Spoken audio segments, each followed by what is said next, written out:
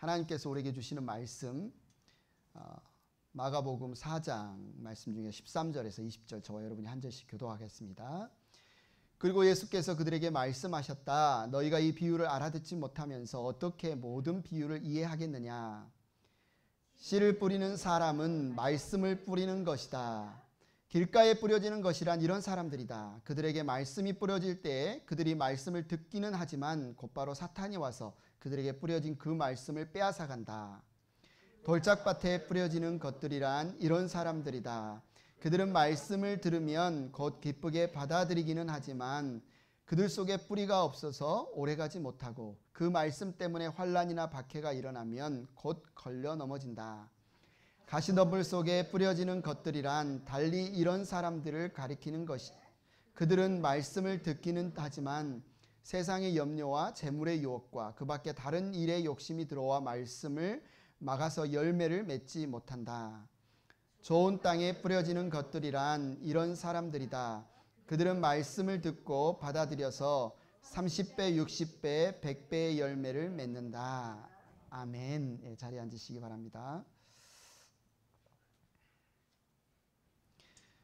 요즘 날씨가 우리가 정말 그 100도 넘을 때 뜨거울 때가 엊그제 같은데 날씨가 점점 서늘해지다 못해서 이제 일교차가 점점 커지죠. 아침에 일어나실 때 여러분 목이 좀 따갑지 않습니까? 환절기 여러분 물도 많이 드시고 건강 관리를 잘 하시기 바랍니다. 저나 여러분들이나 많은 사람들이 건강에 대한 관심이 많죠. 어떻게 내가 건강하게 생활을 할까? 우리가 건강을 어떻게 관리할까? 여러분들이 다 박사들이실 것 같아요. 음식 조절 잘해야 된다. 이런 슈퍼푸드, 헬시푸드 많이 먹지 말아야 될 음식이 있다. 식단 관리, 무엇보다 운동을 잘해야 된다. 웨이트도 해야 되고 유산소 운동도 해야 되고 이런 지식들은 우리가 다 있는데 그 중에 하나가 뭡니까? 적절한 건강검진입니다. 건강검진은 참 중요해요. 왜냐하면 건강검진을 통해서 내 몸 상태, 내 지금 혈당이 아니면 내 콜레스테롤이, 중성지방이 아니면 여러 가지 칼슘이 수치를 알 수 있잖아요. 뿐만 아니라 내가 알지 못했던 내 몸의 어떤 질환, 이런 발생할 수 있는 질환들에 대해서도 조기에 빨리 치료하는 데 도움을 주는 것이죠. 마찬가지로 우리의 몸의 건강검진이 중요한 것과 마찬가지로 우리의 영적인 건강검진 또한 너무나 중요합니다. 그래서 우리가 3주째 살펴보고 있는 마가복음 4장의 비유는 이렇게 여러분들이 이해하시면 좋겠어요. 예수님께서 의사가 되셔서 직접 여러분의 건강검진을 해주시는 말씀이다. 우리의 엑스레이나 아니면 MRI나 피검사를 통해서 우리의 지금 안에 있는 상태가 어떠한지를 몸의 상태를 알 수 있는 것처럼 예수님이 이 말씀을 통해서 여러분의 영적인 건강 상태가 어떠한지를 진단할 수 있는 그 말씀으로 우리에게 주신 것이다. 어떻게 해야 되겠습니까? 나 씨 뿌리는 비유 이야기 너무나 잘하는데 4가지 밭의 이야기 알지? 이렇게 지나치지 마시고 여러분에게 내 지금 영적인 상태 어떤 밭인지 어떤 땅인지 말씀에 대해서 하나님의 말씀에 대해서 어떻게 내가 대하고 있는지 한번 살펴보시고 뭔가 문제가 있다면 뭔가 이렇게 좀 수치가 올라갔다면 뭔가 이렇게 이 시간이 말씀을 통해서 여러분들이 한번 조정하시면 좋겠습니다. 많은 사람들이 오늘 읽은 이 비유의 제목을 씨 뿌리는 사람의 비유라고 부르죠. 아마 여러분 세번역 성경에도 그렇게 나와 있을 수 있습니다. 씨 뿌리는 사람의 비유. 그런데 이 씨 뿌리는 사람의 비유에 주목하는 이유는 그 위쪽에 우리가 오늘은 읽지 않았지만 먼저 예수님이 비유를 들려주시잖아요. 3절부터. 그리고 오늘 방금 우리가 읽은 말씀은 예수님이 그 비유의 해석을 들려주시는 건데요. 위에 있는 그 예수님이 많은 사람을 모아놓고 비유를 들려주실 때는 씨와 씨 뿌리는 자에게 집중이 된 것처럼 보입니다. 그죠? 씨 뿌린 자가 씨를 가지고 나갔다. 그래서 씨를 뿌렸다. 이렇게 뿌렸다. 그런데 사실 이제 오늘 우리가 읽는 예수님이 씨 뿌리는 자의 비유의 해석에 관한 말씀의 초점은 씨나 씨 뿌리는 사람에게 있는 게 아니라 어디에 있어요? 그가 씨가 뿌려진 땅, 4가지의 땅, 4가지의 밭, 거기에 이제 예수님의 이 해석의 초점이 있어요. 그러면 우리가 이 비유를 이해할 때 씨 뿌리는 자가 씨를 뿌렸다에 관심을 가질 뿐만 아니라 그 씨가 뿌려진 밭의 종류, 여기에 관심을 가져야 되겠죠. 그런데 예수님이 바닷가에서 수많은 무리들이 모여서 예수님의 말씀을 듣는 그 현장에서 이 비유를 들려주셨어요. 왜요? 많은 사람들이 예수님의 말씀을 들었는데 그 말씀을 듣고 똑같은 반응이 나온 게 아니라 다양한 말씀에 대한 다양한 반응이 나왔다. 예, 여러분들이 이제 복음서를 읽어보면 알 겁니다. 그럼 오늘날 우리가 어떻게 적용하겠습니까? 오늘 이 강단에 선포되는 이 말씀, 우리 교회 공동체에서 함께 큐티를 하고 성경 공부를 하고 읽는 이 말씀에 대한 반응이 오늘 비유의 이 네 가지 반응처럼 다양하게 사람들이 반응이 나온다. 말씀을 듣기는 듣지만 전혀 무관심하고 무반응하고 넘어가는 것도 있고, 아니면 처음에는 기쁘게 받았는데 나중에 그냥 식어버리는 경우가 있고, 말씀을 내용은 알겠지만 실제는 너무너무 순종하기 어렵다 하고 그냥 또 열매를 맺지 못하는 경우가 있고, 그러나 좋은 땅은 말씀을 들으면 듣는 대로 풍성한 열매를 받는 경우가 있고, 그래서 이것은 그냥 어떤 비유의 문제가 아니라 예수님의 말씀, 하나님의 말씀을 듣는 사람들의 다양한 반응들에 관한 교훈이다. 근데 그 반응으로 그치는 게 아니라 그 결과가 그들의 운명이 그 말씀에 대해서 어떻게 반응하냐에 따라서 그들의 삶이 어떻게 바뀌는가에 대한 말씀이다라는 거죠. 그래서 예수님께서 많은 군중에게 이 말씀을 하셨고, 씨를 뿌리는 자가 씨를 뿌렸는데 더러는 길가에, 더러는 돌밭에, 더러는 가시덤불에, 더러는 좋은 땅에 떨어졌는데, 이 네 가지 밭 중에 열매를 맺은 밭은 몇 개? 하나. 세 가지 밭은 뭐예요? 열매가 없었어요. 세 가지 밭은 뭐 상태는 조금 다르지만 길가, 돌밭, 가시덤불. 그런데 결국은 열매가 없었어요. 열매는 좋은 땅에 30배, 60배, 100배 열매를 맺었다. 사실 이 해석은 어렵지 않습니다. 왜요? 우리에게는 예수님의 해석이 적힌 오늘 방금 읽은 13절부터 20절의 이 비유에 대한 해석을 알 수 있어요. 만약에 우리가 해석이 없이 바닷가에서 들었던 다른 사람들처럼 비유만 들었다면, 씨가 뭘까? 씨가 뭘까? 길가가 뭘까? 뭐 이렇게 막 굉장히 머리 아팠을 수 있는데, 우리는 예수님이 이미 딱 이거는 이렇다라고 해석을 해주셨어요. 3절에 이렇게 말씀하시죠. 잘 들어라. 씨를 뿌리는 사람이 씨를 뿌리러 갔다 했는데 14절에 해석을 해주시죠. 씨를 뿌리는 사람은 뭘 뿌리는 것이다? 말씀을 뿌리는 것이다. 그러니까 씨는 뭐예요? 말씀. 이 말씀 안에는 이 성경 말씀, 이 성경은 뭐예요? 우리를 위해 구원하신 하나님의 아들 예수 그리스도에 관한 말씀. 다시 말해서 복음이라고도 할 수 있죠. 그러니까 씨는 뭐다? 하나님의 말씀, 하나님의 복음이다. 그럼 씨를 뿌린다는 건 뭐다? 말씀을 전하는 것, 복음을 전하는 것. 그럼 씨 뿌리는 자가 누구겠습니까? 누가 하나님 말씀을 전했습니까? 오늘 지금 누가 지금 하나님 말씀을 전하고 있습니까? 이 비유에서 예수님이죠. 그러니까 씨 뿌리는 자가 씨를 가지고 나갔다 했으면 예수님이 지금 말씀을 전하고 있다. 이 장면을 예수님이 지금 보여주는 거 있어요. 그래서 보면 예수님 말씀을 전할 때 어떤 사람은 그 말씀을 듣고 받아들이고, 어떤 사람은 전혀 말씀에는 무관심하고 그냥 내 병 고쳐주세요, 내 귀신 쫓아내주세요, 뭐 이런 거 아니면 나 문제 해결해주세요, 여기만 관심 있는 사람도 있고, 어떤 사람들은 오히려 예수님이 하신 그 말씀을 가지고 귀신 들렸네, 미쳤네 하면서 예수님을 죽이려 하는 사람들도 있고, 어떤 사람들은 처음에는 그 말씀을 듣고 좋았는데 지나가다가 예수님께 헌신하고 또 그 말씀 때문에 박해받는 것을 걱정해서 그냥 다시 중도에 포기하고 도망가 버리는 사람들도 있고, 이 다양한 사람들의 반응을 예수님이 지금 이 씨 뿌리는 자의 비유에 녹아서 말씀을 해주시는 거라는 거죠. 그럼 이 씨 뿌리는 자를 통해서 우리는 무엇을 보고 적용해야 될까? 두 가지.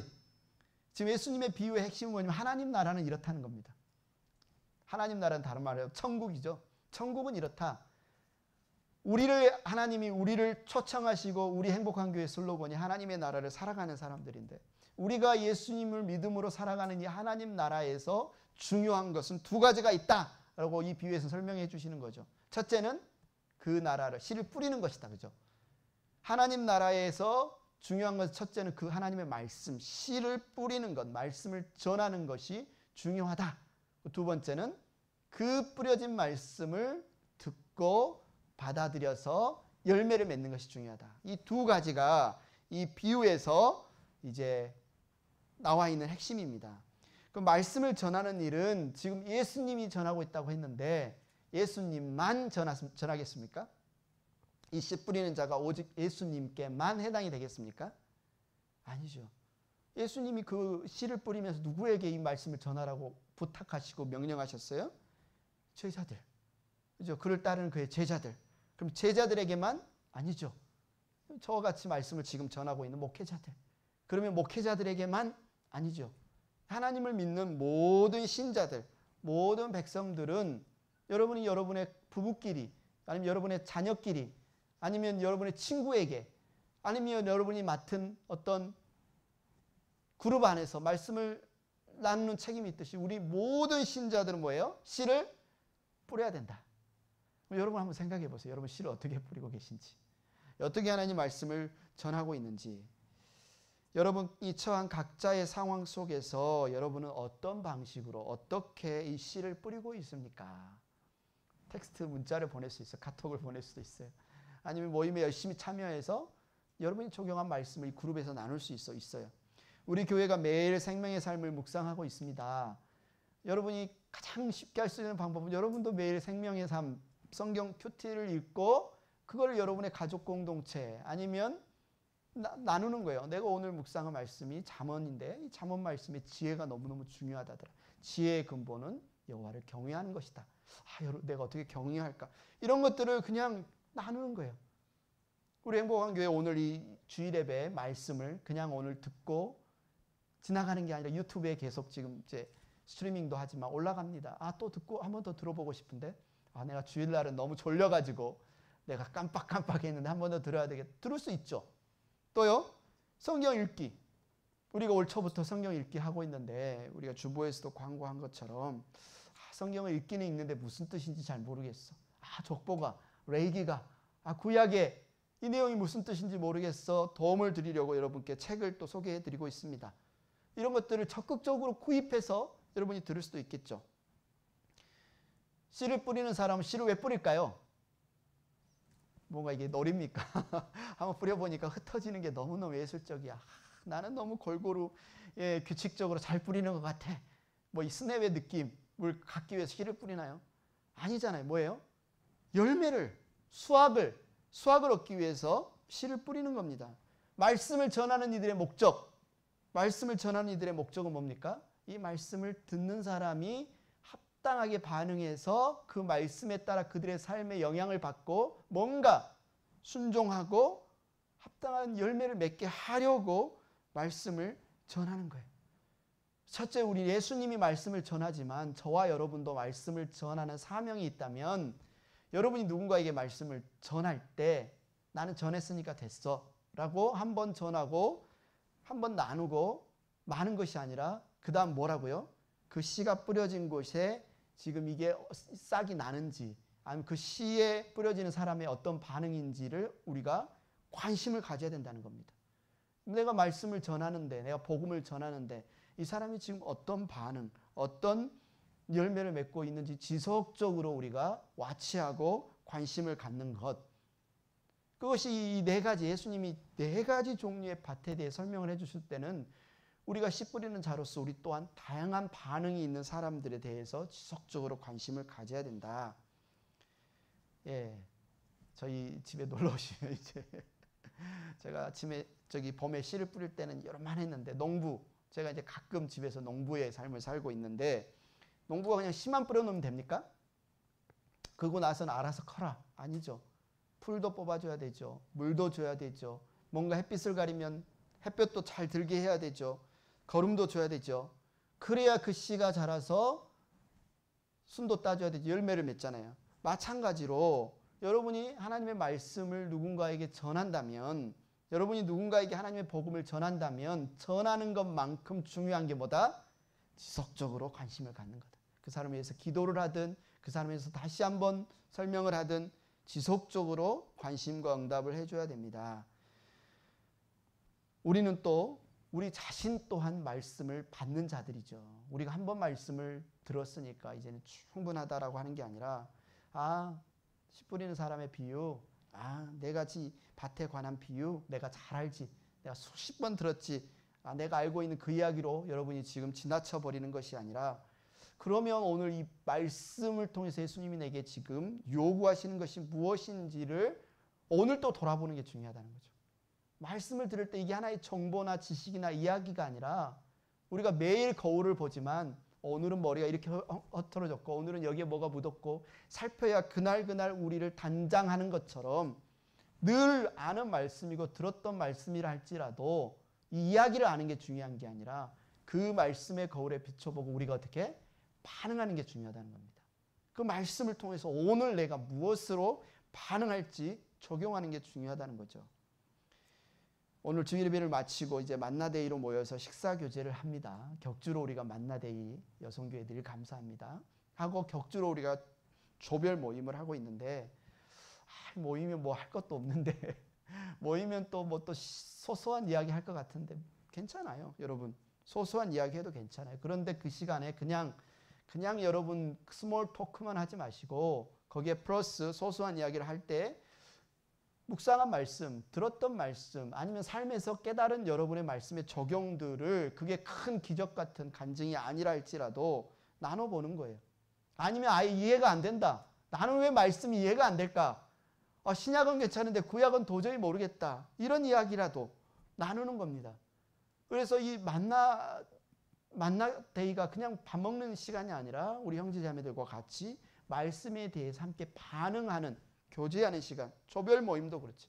나는 이게 말씀이 찔린다. 나는 이 말씀이 기뻤다. 나는 이 찬양을 통해서 내가 내 기도 제목이 있다. 내가 이런 기도가 있다. 여러분 기도 제목도 나누고, 수요 기도회든지 아니면 단톡방이든지 여러분의 어떤 기도 제목과 반응을 나누는 이런 시간들이 중요하다는 거죠. 그냥 씨가 뿌려졌다가 끝나는 게 아니라 씨가 뿌려지고 그 씨가 자라려면 반응이 있어야 되는데, 이것이 여러분의 만나데이라든지 조별 모임이라든지 기도회라든지 이런 어떤 형제자매들과의 나눔을 통해서 이렇게 반응하면서 열매가 맺을 수 있다는 겁니다. 오늘 비유를 읽다 보면 여러분 가장 기본적인 의문이 들죠. 여러분 아마 한국에서 농사를 안 지어 보셨을 텐데, 한국에서 농사를 지면 어떻게 합니까? 먼저 밭을 갈고 두룩을 만들고 그 다음에 구멍을 뽕뽕뽕 뜬 다음에 거기다 씨를 뿌리죠. 낭비가 없어요. 물론 실수로 옆에 떨어뜨릴 수 있죠. 거의 씨에 낭비가 없어요. 근데 오늘 비유는 어때요? 왜 길가에 뿌리지? 왜 돌밭에 씨를 뿌리지? 왜 아까운 씨를 가시덤불에 뿌리지? 이해가 안 되네. 안 그러면 되잖아. 이렇게 생각할 수 있잖아요. 그런데 이것은 당시 고대 팔레스타인의 농사법을 우리가 알아야 됩니다. 우리는 보통 한국 사람이나 여기서는 먼저 밭을 기경하고 밭을 다 이렇게 일군 다음에 거기에 씨를 뿌리는데, 모르겠어요. 팔레스타인은 이제 물도 귀하고 땅 파는 것도 힘들어서 그런 방법이 생겼는지는 모르겠지만, 먼저 땅을 다 이렇게 파헤친 다음에 씨를 뿌리는 게 아니라 먼저 씨를 뿌려요. 씨를 어떻게 뿌려요? 흙 뿌려요. 이렇게 던지면서 흙 뿌려요. 그러다 보면 그 씨가 길가나 돌밭이나 가시덤불에도 떨어지겠죠. 그 다음에 뭡니까? 흙을 파서 그 씨를 덮는 거예요. 땅을 파서 씨를 덮는 방식인 거예요. 그러니까 이 씨 뿌리는 사람은 어디가 좋은 땅이야 이렇게 살펴보면서 거기만 이렇게 씨를 조금씩 뿌린 게 아니고, 여기가 두룩이고 여기가 고랑이니까 두룩에만 씨를 뿌려야 되겠다라고 뿌린 게 아니고, 어떻게 해요?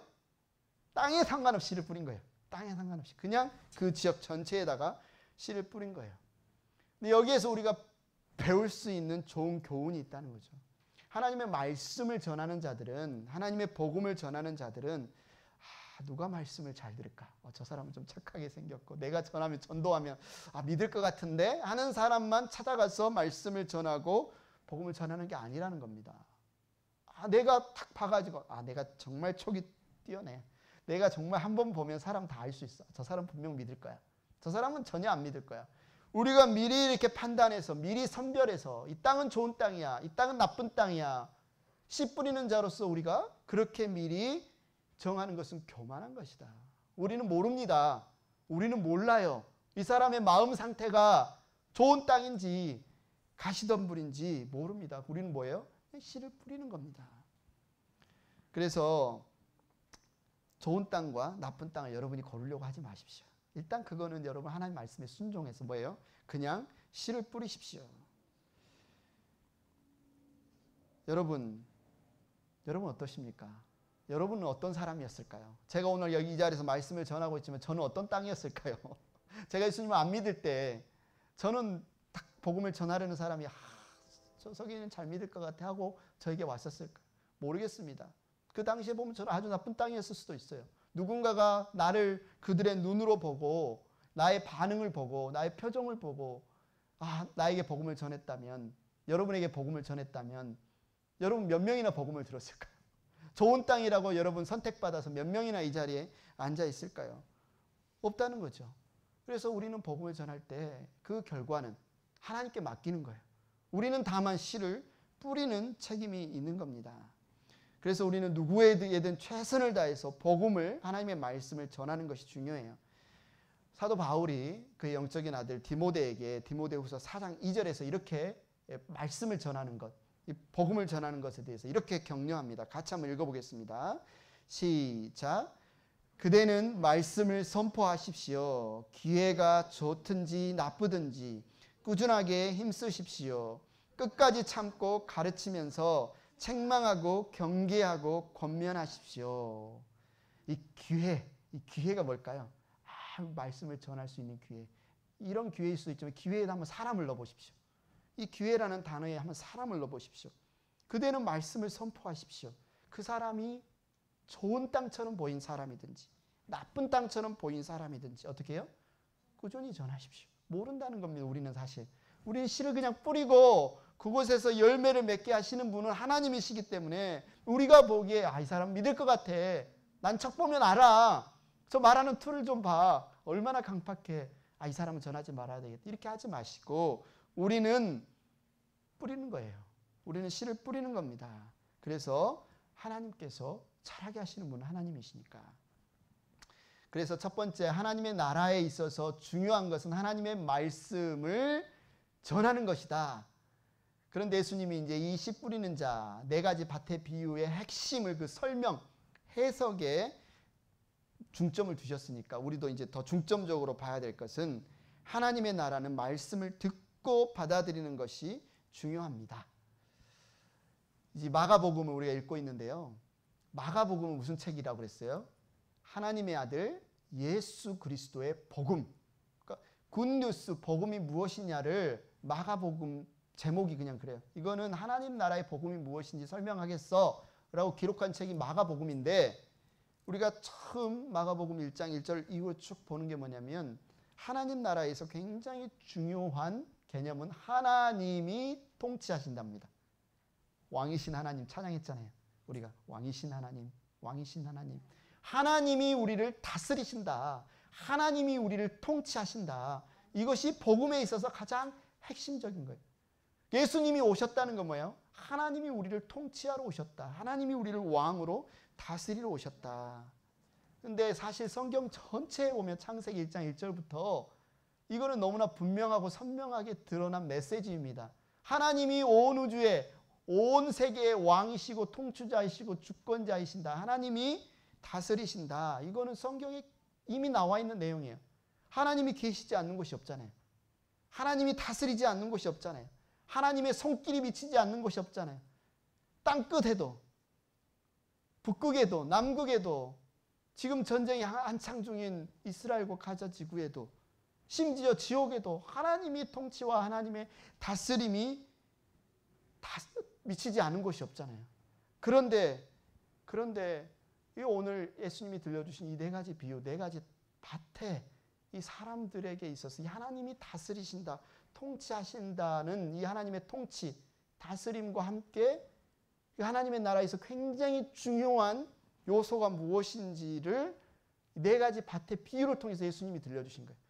이건 어떤 교사가 이야기한 게 아니고요. 하나님의 나라에서 하나님의 통치가 중요한데 그 통치와 함께 무엇이 중요하다? 그 하나님의 통치를 바라보는 우리의 반응이 중요하다는 거예요.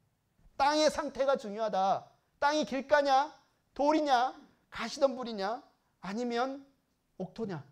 그 땅의 상태에 따라서, 다시 말해서 하나님의 말씀을 대하는, 하나님의 복음을 대하는, 하나님이 우리의 왕이심을 바라보는 나의 반응이 어떠하냐? 인간의 반응, 여러분의 반응. 여러분이 말씀을 어떻게 받느냐? 여러분이 말씀이 이 반응이 어떻게 반응하느냐가 어떻게 되는 거예요? 이미 하나님은 우리의 왕이신데, 이미 하나님은 우리의 통치자이신데, 예수님과 함께 이미 하나님의 나라가 이곳에 임했는데, 내가 하나님의 나라를 외면하면, 내가 하나님의 다스리심에 무관심하면 하나님이 여러분을 다스릴 수 있어 없어요? 못 다루신다는 거예요. 여러분이 거부하기 때문에, 사람들이 거부하기 때문에 열매가 안 맺는다는 겁니다. 길가, 가시덤불에서는. 그곳에 하나님이 안 계십니까? 그곳에서 그 사람들이 하나님이 아닙니까? 이미 하나님은 하나님이시고 이미 하나님은 능력의 왕이심에도 불구하고 그 반응이, 그 사람들의 반응이 하나님을 거부할 때 이미 임한 하나님의 나라를 그들이 경험할 수 없다는 겁니다. 그래서 세 가지 밭은요, 세 가지 밭은 하나님의 말씀이, 복음이 떨어졌는데도 열매를 맺었어요? 못 맺었어요? 못 맺었어요. 근데 옥토밭은요, 30배, 60배, 100배의 열매를 맺었어요. 예수님이 그 바닷가에 허다한 무리들에게 복음을 전했는데요, 어떤 사람들에게는 수수께끼예요. 무슨 말이지? 그 사람들은 듣기는 들어요. 귀가 있으니까. 보기는 보아요. 눈이 있으니까. 근데 깨닫지를 못해요. 고침을 받지 못해요.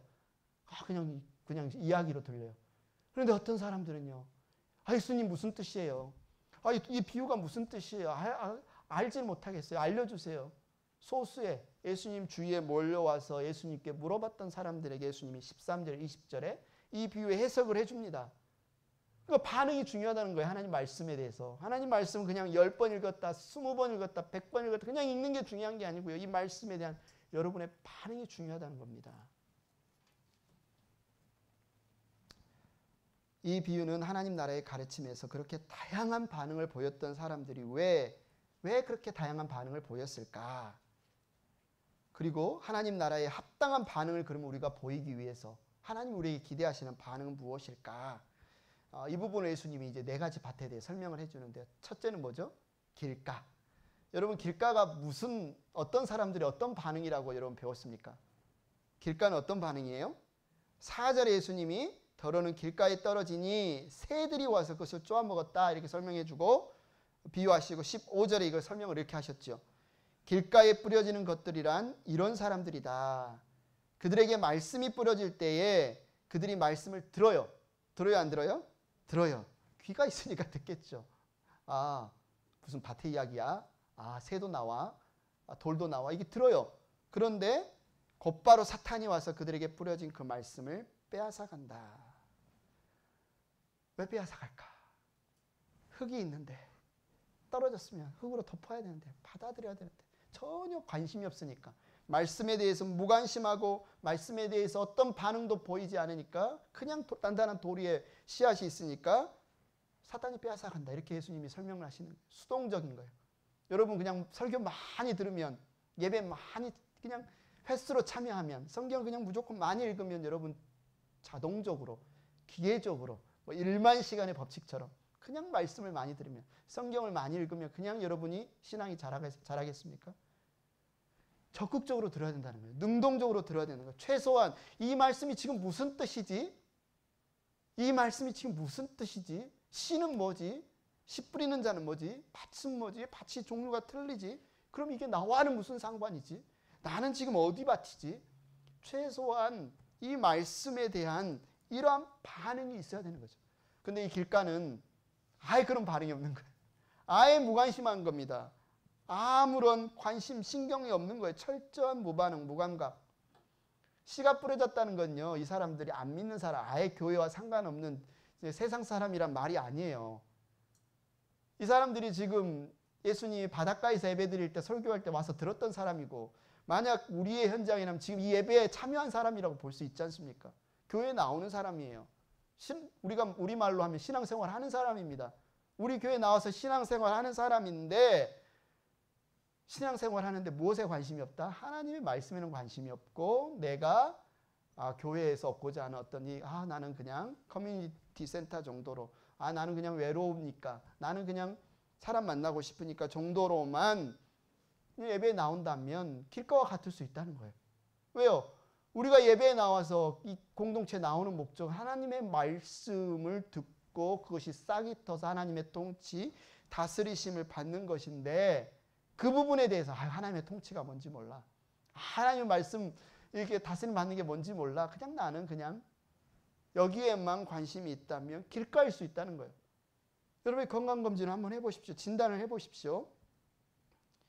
이거는 예수님이 지금 참 뭐 그럴 수도 있지 한 신자가인가요? 아니요. 불행한 신자의 모습으로 지금 아픈 신자, 뭔가 문제가 있다. 이 문제는 해결받아야 된다라는 비유로 길가를 지금 예수님이 보여주시는 거예요. 나는 모를 수 있습니다. 성경에 여러분 연약할 수 있습니다. 많이 안 들었으면 깨닫지 못할 수 있습니다. 그게 문제가 아니고 그러면 이게 무슨 뜻인지라고 고민해야 되죠. 아무리 성경을 읽었는데 나 10번 읽었는데 잘 모르겠어. 여러분에게 도움이 되는 추천하는 책들을 이렇게 구약 내비게이션, 신약 내비 그 책이 완전하다는 건 아닙니다. 그러나 제가 보기엔 도움이 돼요. 꼭 그 책뿐만 아니라 여러분 사역자들이나 목사님 알고 싶다고 물어는 봐야죠. 그냥 길가로 남아있으면 안 된다는 겁니다. 아무리 오랫동안 신앙생활을 해도 심지어 천사가 내려와서 그런 사람에게는 말씀을 전할지라도 무반응이면 무관심이면 아무런 영향을 못 받을 수 있어요. 그래서 길가는 절대 안 됩니다. 어쩌면 영적인 상태에서 길가는 가장 지금 안 좋은 상태예요. 그죠? 가장 안 좋은 상태예요.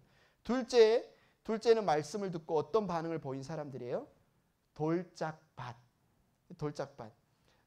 5절 6절에 말하죠. 더러는 흙이 많지 않은 돌짝밭에 떨어지니 예전에 한번 설교할 때도 설명을 드린 것 같은데 밑에 큰 넓적 같은 돌이 있을 수 있어요. 그런데 그곳에 위에는 흙이 깔려 있을 수 있어요. 그 흙은 바람에 날려서 좋은 영양분이 있어서 이 정도 얇은 흙이 깔려 있으니까 씨앗이 뿌려 떨어지면 씨는 금방 발화를 하죠. 그런데 이제 자라면서 뿌리가 밑으로 깊게 내려야 되는데 어느 정도 내리는 순간 뭐에 지금 부딪히는 거예요? 돌에 부딪히는 거잖아요.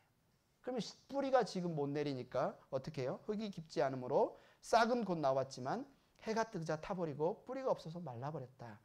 16, 17절에 예수님이 이렇게 설명을 해줍니다. 돌짝밭에 뿌려지는 것들이란 이런 사람들이다. 그들은 말씀을 들으면 곧 기쁘게 받아들이긴 하지만 그러니까 우리가 아멘 기뻐요. 오늘 말씀 들으면 그때는 알아요. 거기서 그냥 멈춰버리면 안 돼요. 뿌리가 없어서 오래 가지 못하고 오래 가야 되는데 오래 가지 못하고 그 말씀 때문에 환난이나 박해가 일어나면 곧 걸려 넘어진다. 그러니까 신앙생활을 해요. 이분들은 말씀을 들어요. 기쁘게 받아요. 아멘 합니다. 좋아요. 그런데 문제는 뭐예요? 뿌리가 깊지 않아서 그 말씀이 열매를 맺지 못해요. 이분들은 복음이 뭔지도 압니다. 이분들은 하나님의 나라가 뭔지도 알아요. 어떻게 신앙생활을 해야 되는지도 압니다. 그런데 현실적인 복, 현실적인 평안에만 집중을 해요. 여기서는 이들의 문제가 뿌리가 없다고 했어요. 뿌리가. 17절에. 뿌리가 여러분 아마 밭을 읽어보면 알겠지만 뿌리가 깊지 않잖아요. 물고 영양분도 제대로 공급을 못 받기 때문에 뼈대도 굵어지지도 않고요. 잎사귀도 풍성하지 않고요. 금방 죽습니다. 그런데 이 성경에서 오늘 뿌리가 없다는 말을 17절의 하반절에 보니까 뿌리가 없다는 뜻은 말씀 때문에 환난이나 박해가 일어나면이라고 합니다. 그 반대로 뿌리가 깊다는 건 뭐예요? 우리가 하나님을 믿으면 하나님의 말씀을 들으면 이 말씀을 빼앗아 가려고 이 말씀을 우리 안에 열매 맺고 싹 트는 것을 방해하는 이 세상의 사탄의 우리 안에 있는 어떤 욕심, 욕망의 거센 반대가 있구나, 핍박이 있구나, 박해가 있구나 라는 사실을 알아야 된다는 거예요. 근데 많은 분들이 착각을 합니다. 뭐라고 착각해요? 내가 기도 열심히 하면 내가 성경 말씀을 잘 알면 내가 신앙생활 예배 안 빠지고 잘 드리면 내 삶이 편할 거야. 문제가 없을 거야. 박해가 없을 거야. 핍박이 없을 거야. 고난이 없을 거야. 문제가 생기면 내 믿음이 문제인가? 내가 기도를 좀 안 했나? 내가 뭔가 잘못 믿고 있나? 그래서 이런 어려움들이 생긴 것인가? 착각을 해요. 아니라는 겁니다. 정반대입니다. 잘 믿으면 잘 믿을수록 하나님의 말씀을 지키려고 하고 순종하면 순종할수록 더 거센 핍박과 박해가 임한다는 거예요. 왜요? 하나님의 말씀과 이 세상의 가치관은 절대로 같은 길이 갈 수 없는 정반대 방향이기 때문에 정반대이기 때문에 그 반대로 가는데 세상이 환영하면서 적극적으로 잘했다 하지 않아요. 하나님의 말씀을 여러분들이 믿고 따르면 따를수록 이 세상에서는 박해가 있고 환난이 있다는 겁니다. 그런데 만약에 여러분이 교회에서 듣고 싶은 말씀이 잘 믿으면 복받는다, 잘 믿으면 만사 형통한다, 하나님의 백성으로 잘 먹고 잘 산다라는 말씀이 여러분 정말 복음이라고 생각한다면 오늘 말씀은 그 말씀이 아니에요. 여러분들이 잘 믿고 잘 믿으면 당연히 이 세상에서 박해가 있다는 겁니다. 근데 이 지금 돌짝밭에 있는 사람은 그렇게 생각을 안 한 거예요. 기쁘게 받았어요. 말씀을. 이 말씀을 믿으니까 내 삶이 너무 유익하고 좋을 줄 알았는데 박해와 환란이 많으니까 어이구 이거 아니네 하고 뿌리가 말라버렸다는 겁니다. 여러분이 세상 원리대로 살면요, 세상 사람들처럼 살면 박해 안 받을 수 있습니다. 세상 사람들 살면 환영받을 수 있어요. 인정받을 수 있어요. 그러나 여러분이 우리가 이 세상을 살아가잖아요. 이 세상의 시스템 안에 살아가잖아요. 그런데 우리가 이 세상에서 하나님 말씀대로 살려고 하면 당연하게 박해를 받는다는 겁니다. 당연하게 환란이 여러분에게 임한다는 거예요. 여러분이 열심히 기도하면, 여러분이 열심히 성경 읽으면, 여러분이 잘 예배 믿으면 나에게는 절대로 박해와 고난과 환란이 없을 거야라는 그런 생각하지 마십시오. 착각입니다. 여러분 환란과 박해가 있다고 해서 여러분 두려워하지 마십시오. 그러면 오늘날 우리에게 임하는 환란과 박해가 뭘까? 성경을 읽으면 아니면 중동이나 뭐 이런 공산국가, 사회주의 국가나 무슬림 국가에서 환란과 박해는 뭐예요? 물리적인 환란과 박해죠. 예수 믿으면 죽이는 거죠. 예수 믿으면 감옥에 갇히는 거죠. 네 재산 다 빼앗겠다. 만약에 무슬림 가정에서 누군가가 태어났는데 예수 믿겠다 그럼 너 호적에서 파버리겠다. 너 더 이상 내 가족이 아니다. 심지어 명예살인이라고 그래서 개종하려고 하면 아예 그냥 죽여버리는 경우도 있잖아요. 보통 우리가 생각하는 박해와 환란은 뭡니까? 이 물리적인, 폭력적인. 그런데 오늘날 한국이나 우리처럼 미국에 사는 그리스도인들에게 박해와 환란이 있나? 이런 박해와 환란이? 여러분이 오늘 교회 나온다고 누가 여러분을 죽이려고 했습니까? 누가 여러분들 막 때리려고 했습니까? 여러분의 재산을 다 빼앗아간다고 합니까? 이런 건 없잖아요. 오늘날 미국에서 우리가 살아가는 우리에게는 이런 물리적이고 폭력적인 박해가 없으니까 요즘은 박해가 없는 것 같은데 이렇게 생각할 수 있잖아요. 아닙니다. 우리에게 이런 예수님을 잘 믿고 따르고 하나님 말씀을 순종하려고 하면 할수록 우리에게 임하는 그런 박해와 환란이 뭘까? 그게 뭐예요? 하나님 말씀대로 살려고 하는 것을 방해하는 것은 모두 다 박해입니다. 우리가 하나님 들은 이 말씀에 순종하려고 하는 것을 방해하고 못하게 막는 것은 모두 다 박해고 환란이에요.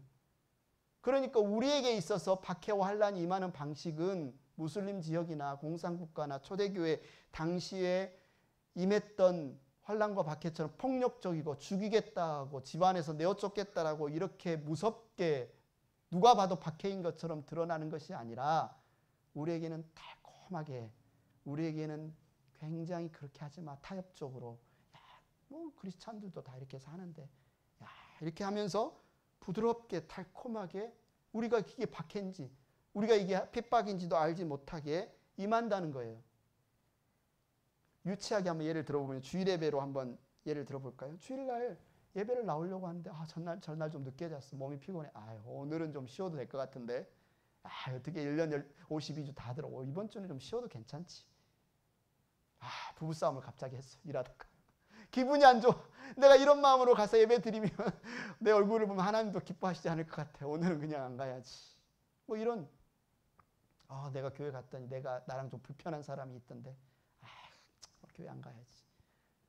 그냥 이거는 그냥 일상에서 일어나는 일인 것처럼 피곤해서 귀찮아서 뭐 관계가 안 좋아서 그런 핑계로 그런 어떤 합당하게 보이는 이야기들로 우리가 할 수 있지만 이 모든 게 하나님의 말씀을 듣고 따르고 예배하려고 하는 방해하는 모든 게 우리에게는 박해와 핍박일 수 있다는 겁니다. 여러분들이 잘 알고 있는 개구리를 죽이는 방법 있죠? 어떻게 개구리를 죽이는 방법이에요? 솥에다가 살아있는 개구리를 찬물에 넣고 불을 열면 어떻게 해요? 개구리가 뛰쳐나가요? 아니요. 물이 따뜻하니까 뭐예요? 좋다. 따뜻하다. 고통도 없이 자기를 죽이는 줄도 모르고 개구리가 어떻게 해요? 죽는 거예요. 그런데 이 오늘날 이 미국, 한국 이런 물리적인 폭력과 박해가 없다고 여겨지는 이 세상에서 우리가 신앙생활을 하면서 물이 펄펄펄펄 끓어가고 우리는 죽어가고 있는데도 감지하지도 못하고 핍박인지 환란인지도 알지 못하고 따뜻하다 즐거움을 누리면서 그 달콤함과 그 만족에서 이렇게 신앙생활 해도 되지 하다가 어떻게 해요? 말라 비틀어지고 죽는다는 겁니다. 이게 바로 돌짝밭의 모습이라는 거예요. 하나님의 백성이 하나님의 말씀대로 살고자 하면, 경건하게 살고자 하는 자들은 반드시 뭐예요? 박해를 받는다는 겁니다. 여러분이 너무 박해가 없으면, 근데 물론 박해는 이제 폭력적인 박해만을 말하지 않는다고 했어요. 이런 갈등이 없으면, 고민이 없으면 나는 뭐 모든 게 만사형통인 것 같아요. 다시 한번 여러분 잘 한번 살펴보셔야 돼요. 왜요? 말씀은 뭐라고 이야기하냐면 말씀대로 살고자 하면 박해와 핍박이 반드시 있대요. 경건하게 살고자 하면 반드시 방해하는 세력이 있대요. 그래서 여러분 이 돌짝밭 되지 마십시오. 셋째는 말씀을 듣고 어떤 반응을 보이는 사람들입니까? 길가보다는 약간 돌밭이 더 말씀에 대해서 더 민감하게 반응했었어요. 가시덤불은 뭐예요? 여러분 가시덤불이 자랐다는 것은 그 땅이 어떤 땅이에요? 영양분이 있는 땅이에요. 그렇지 않습니까? 가시덤불이 왕성하게 자랐다는 것은 돌이나 길가가 아니에요. 그 가시라는 나무가 자랐다는 것은요, 그곳에 영양분이 있는 거예요. 7절에 보니까 더러는 가시덤불 속에 떨어지니 가시덤불이 자라 그 기운을 막아버려서 땅은 좋은데, 토질은 좋은데 뭐가 문제예요? 가시덤불이 막아버리는 거죠. 씨앗은 천천히 발아에서 자라는데 가시덤불은 더 왕성하게 자라다 보니까 싹은 자랐고 뿌리는 어느 정도 내렸는데 광합성 작용도 못하고 영양분도 흡수하지 못하니까 지금 이 씨앗이 자라지 못하는 거죠. 예수님이 18절, 19절에서 이렇게 설명해 주십니다. 가시덤불 속에 뿌려지는 것들이란 달리 이런 사람들을 가리키는데 그들은 말씀을 듣기는 하지만 뭐가 방해합니까? 세상의 염려, 재물의 유혹, 그 밖에 다른 일들의 욕심이 들어와 말씀을 뭐예요? 막아버려서 열매를 맺지 못한다. 우리 영적인 진단이라고 그랬잖아요. 왜 지금 건강검진이라고 그랬잖아요. 신앙생활 해요. 예배도 나와요. 열심히 찬양도 합니다. 이 하나님의 복음이 뭔지도 알아요. 이렇게 신앙생활 해야 된다는 것도 알아요. 그런데 말씀을 들었는데 그 말씀을 듣고 순종하려고 하니 무엇이? 세상의 염려가, 재물의 유혹이, 욕심이 결정적인 순간에 말씀에 순종하려는 순간에 막아버려서 열매를 맺지 못하게 한다는 거예요. 우리 안에 있는 여러분 스트러글 아닙니까? 보면 19절을 보십시오.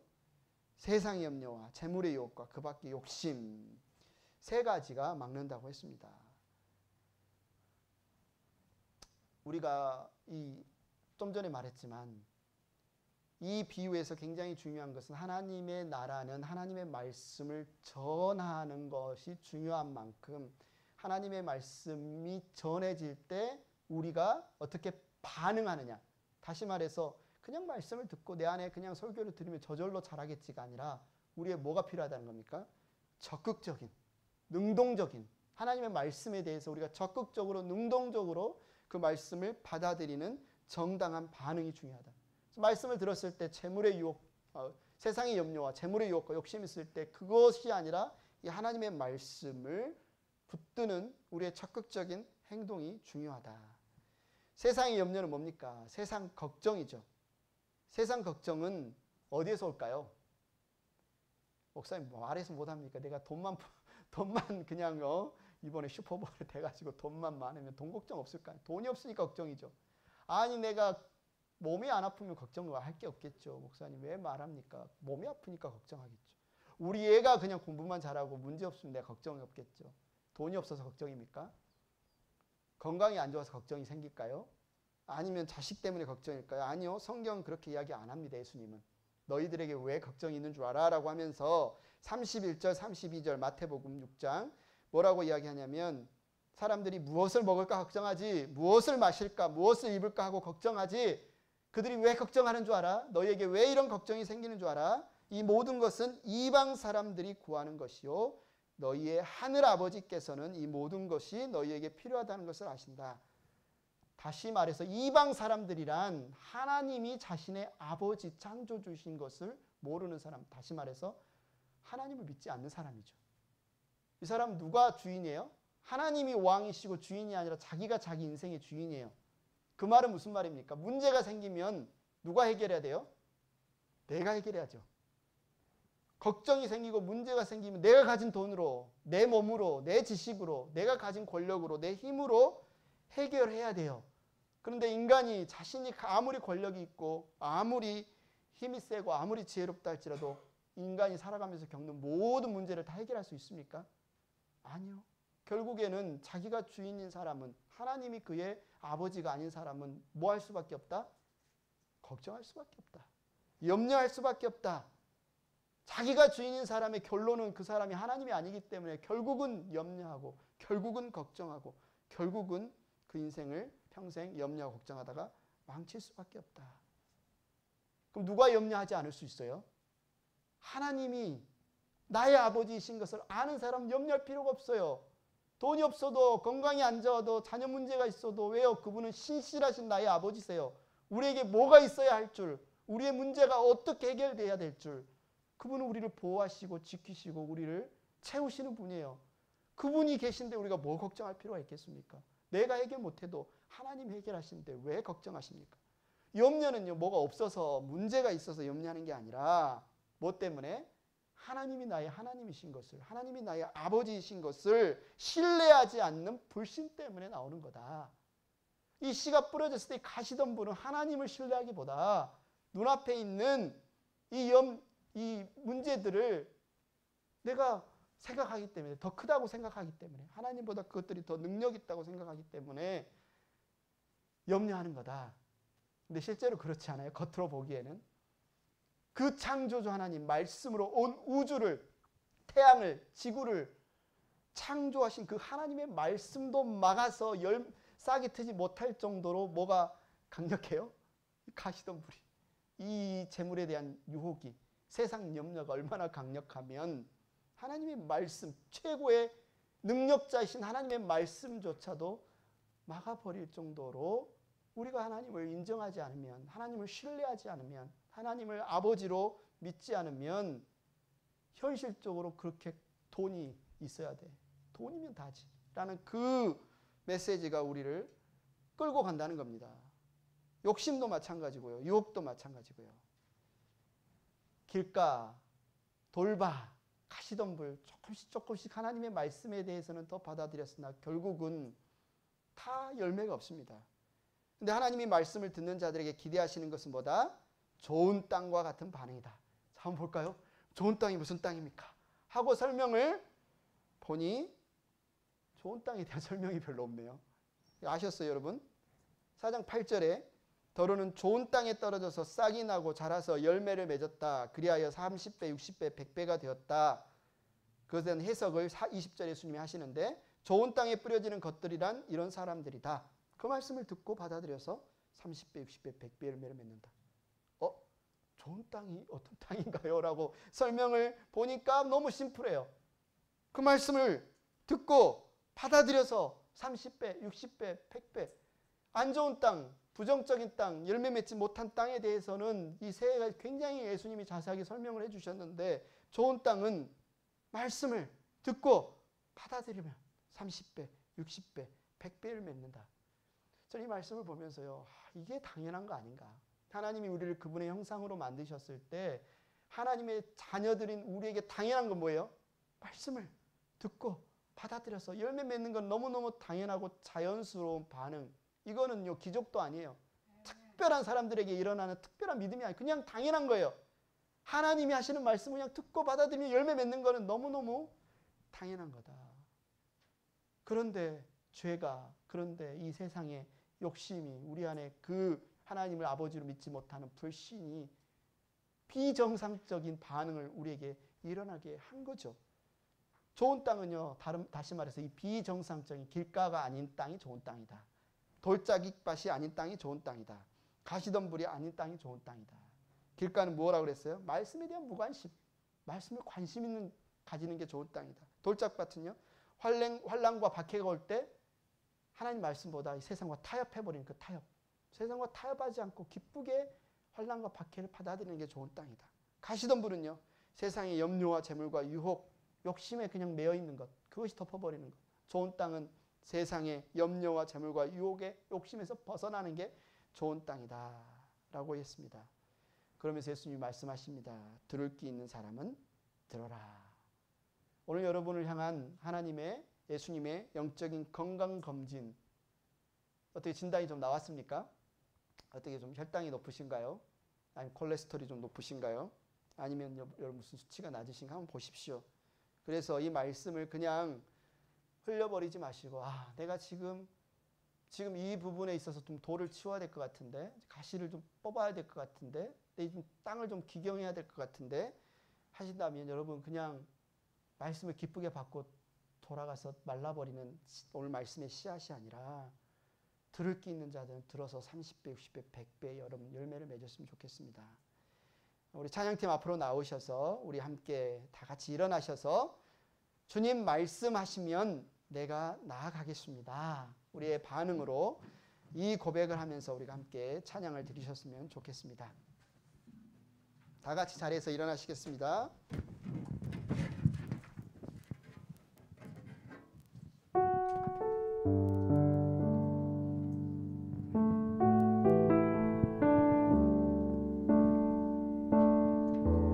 주님 말씀하시면 내가 나아가리다. 주님 뜻이 아니면 내가 멈춰서리다. 나의 가고 서는 것 주님 뜻에 있으니 오 주님 나를 이끄소서. 주님 말씀하시면